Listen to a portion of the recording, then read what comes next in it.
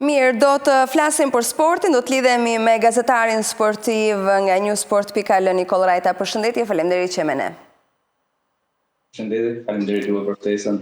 Në pritje të sfidave të sotme, në çfarë pike ka arritur kampionati deri më tani dhe çfarë po ndodh në të gjitha fashat e renditjes? Një kampionat i paparashikueshëm, sigurisht që jemi në javët e fundit të superiores, po tregon surprizat më dha, duke filluar që nga fitoria e Tiranës me Ignatian. Sot matematikisht skuadra Vllaznis arriti Final Four-in, është zyrtarisht në Final Four, pra dhe është një kampionat që renditja nuk premton asgjë për askënd. Kemi një TU që është në mes të tabelës, por jo në mesin e art, e cila që tani duket se ka larg duart me Final Four-in, do të ketë më shumë frikë edhe për anën e poshtme të renditjes. Ndërkohë që Tirana duket se ka dalë pak nga ato zhytje që ishte deri më tani dhe është përsëri në ujëra turbut, por mendoj që lufta do jetë e fortë si për Final Four dhe për renditjen në fundin e tabelës. Tirana frenon Ignatian edhe kështu kampionët llogarisin koston e po themi të kalkulimit të pikëve të fundit apo jo? Tirana një skuadër që duket se ka marrë tjetër fytyrë me Shtehin. Të javë fundit duket sikur po e motivojnë skuadrën bardhë blu. Orkes që i duket se ai ka injektuar pikërisht ato që dëshironte tek kjo skuadër, po ju merr më të mirë mbetëtarëve edhe pse ndoshta nuk kanë ata cilësi siç kanë skuadrat e tjera. Por Orkes që ka luajtur mjaft mirë dhe me anën psikologjike të lojtarëve, por edhe me anën sportive. Është kryesore ana psikologjike të lojtarëve dhe duket se Orkes që po bën punën e tij, por sigurisht pa ishur meritat edhe të Redon Gjigje që edhe pas dhe problemeve me dëmtime që ka pasur gjithë të kohë, po tregon një formë dhe po tregohet lider për skuadrën kryeqytetase. Nga ana e saj, vetë Tirana në fakt po rritet, teksa fitoria me Ignatian rrit psikologjikisht ekipin edhe në prag të derbit me Partizanin. Të duket kështu? Një fitore me kampionët në fuqi në prag të dy derbive, në fakt pasi kanë dhe Dinamo dhe Partizanin radhazi, është një fitore që të motivon. Është një fitore në momentin e duhur për shkak se derbit luhen për të fituar. Janë derbi të rëndësishëm jo vetëm për faktin që është luftë brenda qytetit, por është luftë për pikë. Dhe në momentin që Tirana është në luftë për pikë, sigurisht që bën më të bukur gjithçka. Pritet spektakël si në tribuna pikërisht me Partizanin dhe në fushën e lojës dhe mendoj që lojtarët janë përgatitur sidomos nga ana psikologjike për të ndeshur, pasi kush mundsoj që cilësitë ka Partizani pak më të larta se Tirana. Megjithatë, kjo ndeshje me Ignatian që fituan me një rezultat të kënaqshëm të themi, i ka motivuar maksimalisht për dy derbi radhazi dhe pse jo të marrin dhe më të mirë nga këto. Është një moment në fakt i sezonit ku çdo gabim ka kosto. Ku ka më shumë garë, në mbijetesë apo për final 4 sipas jush dhe asaj që gara ka diktuar dhe vazhdon të diktojë edhe në ditët e ardhshme?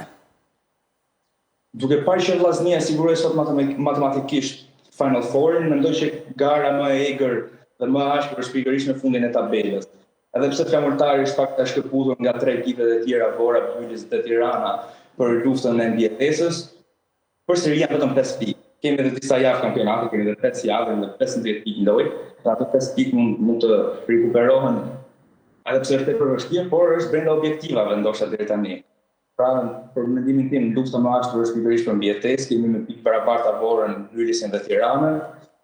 Kemi ndeshje të bukura, kemi ndeshje direkte si për Final Four, si për mbijetesë, por mendoj që kampionati më të bukur deri tani po e bëjnë ekipet e mbijetesës. Ndërkaq Dinamo në ballsh sot në një sfidë që realisht prodhoi gjithçka. E vërtet, prodhoi gjithçka, edhe pse u prodhuan vetëm 2 gola, kishte raste, kishte karton të kuq për zëvendës trajnerin e Dinamos, kartona të kuq për futbollistë, një Dinamos, një të Bylisit, por ajo çka pashëm tek Dinamo ishte ana psikologjike. Nuk duket se janë në momentin e tyre, ndoshta është depresioni i kupës, ndoshta është presioni për të marrë pjesë në Final Four, pasi janë në moment delikat duke marrë edhe skuadrën e Partizanit, por një karton i kuq nga ana e Gudjabit të Dinamos tregoi që nervozizmi është prezent në kampin e Dinamovitëve. Diçka të tillë pranoi madje edhe vetë Daje, i cili u shpeshoi pak natë me paraqitjen. Në skushor, pikërisht për atë veprim të nxituar dhe në karton i kuq që çoi dhe rri edhe në ndeshje. Ecuria e Dinamos është e hapur në fakt si në kampionat edhe në kupë, por sa ndikuan sot mungesat tek Dinamo? I referojmë mungesës së Bregut. Mungesa e Brekut ishte shumë e rëndësishme pasi Breku është gola shënuesi kryesor tek kryeqytetasit.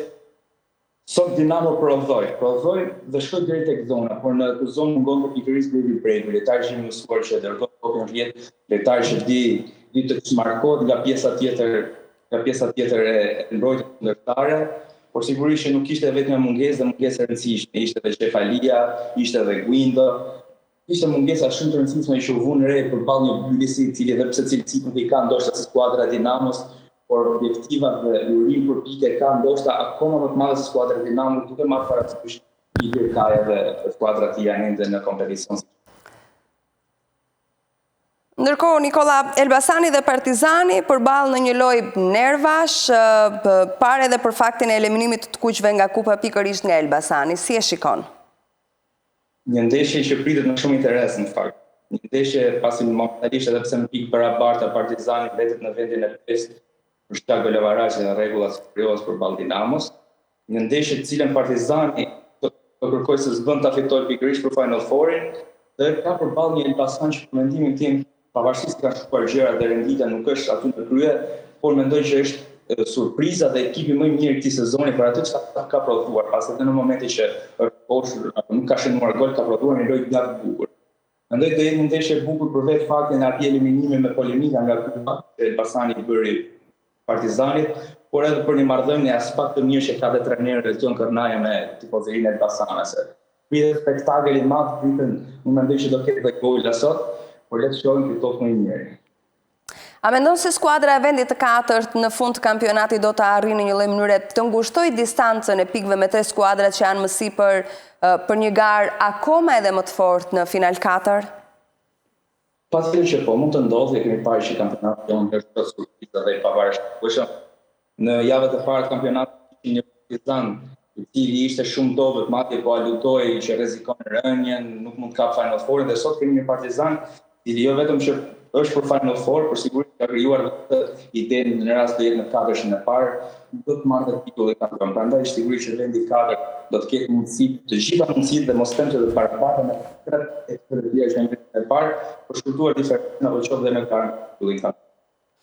Cili lojtar apo repart ka bërë diferencën më të madhe në këtë fazë të kampionatit? Si gjykon? Mendimin tim, diferencën më të madhe ka bërë pikërisht David Breku.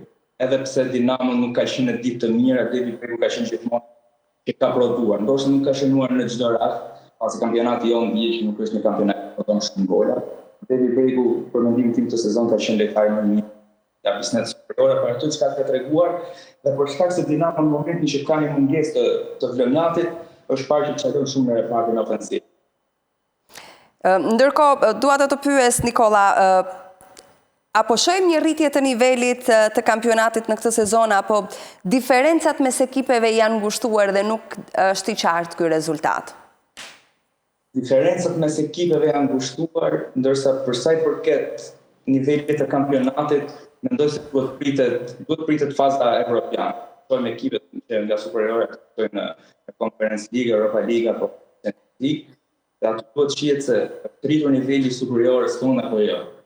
Nuk gjykohet në ndeshjet e kampionatit, pasi ndeshjet e kampionatit në skuar që ka surpriza këtë parë, por duhet parë nëse kemi skuadra si të nivelit Maqedonisë së Veriut apo skuadra si ekipet e Kosovës që kanë bërë mirë në Europë, duke treguar qartë që niveli i futbollit atjeshëm është shumë i lartë se në shkollë. Nëse shikojmë fundin e tabelës, sa reale është mundësia që Bylis apo Flamurtari të shmangin rënien? Për Bylisin mendoj që është shumë e shmangshme, pasi do jetë një betejë e ashpër me Tiranën dhe me Squadrën e Vorrës. Edhe pse janë 15 pikë në lojë për Flamurtarin, nuk them të kundërtën, edhe pse më vjen keq për shkak të investimeve, për shkak të lojtarëve, pasi nuk ka të lojtar që mund të themi që meritojnë rënien, por që duket shumë e vështirë. Jemi në një fazë kampionat presion psikologjik shumë i lartë dhe Flamurtari e vështirë të pjesën e mbjetjes. Për para dhe që Tirana po bën mirë me Shehen, apo të Kora me Bellajn, apo dhe barazimi i Bylisit me skuadrën e Dinamos ditën e sotme, mendoj që Flamurtari është ekipi i parë, ndoshta zyrtarisht nuk është, por që zyrtarisht në Tonza është ekipi i parë që mund të shkojnë. Kë e shikon, po themi, kush do ta gëzojë triumfin e Final Four-it? Është pak e vështirë. Pak e vështirë, por që mendoj pa u vendosur akoma, dhe pse ka të vendosur akoma, mund të qëndroj asaj që kam thënë fillim, madje edhe në lidhje me ju që Vllaznia, Ignatia, Elbasani dhe Dinamo të jenë 4 ekipet në sport dhe unë mendoj që Dinamo do të shpallë. Dinamo, mendojnë që Dinamo. Mendoj që skuadra Dinamo do të jetë Po për kampione çfarë të sezonit. arsye? Për shkak të lojës, të sfidave që ka përballuar, për shkak të punës në ekip? Ka cilësinë e çdo repart, por sigurisht ka edhe një trajner ekspert që ditë fitojnë ndeshjet më dha. Kemi parë një trajner që ka fituar ndeshjen në Europë me skuadrën e Ballkanit, ka bërë mirë edhe në superiore, qoftë me gjithë skuadrat e kryeqytetit, dhe sigurisht eksperjenca në trajnerit të tillë pikërisht për ndeshje finale, siç është ajo Final Four, apo ndeshje të rëndësishme, e përballon presionin dhe ditë hedhë lojtarë e duhur fushë dhe ditë ligat e duhur. Nikola, faleminderit që ishe me MCN Informacion dhe gjithë analizën që bëre. Ne këtu kemi mbritur në fund edhe për sot, do të takojmë përsëri nesër së bashku në 16, deri atëherë mirupafshim.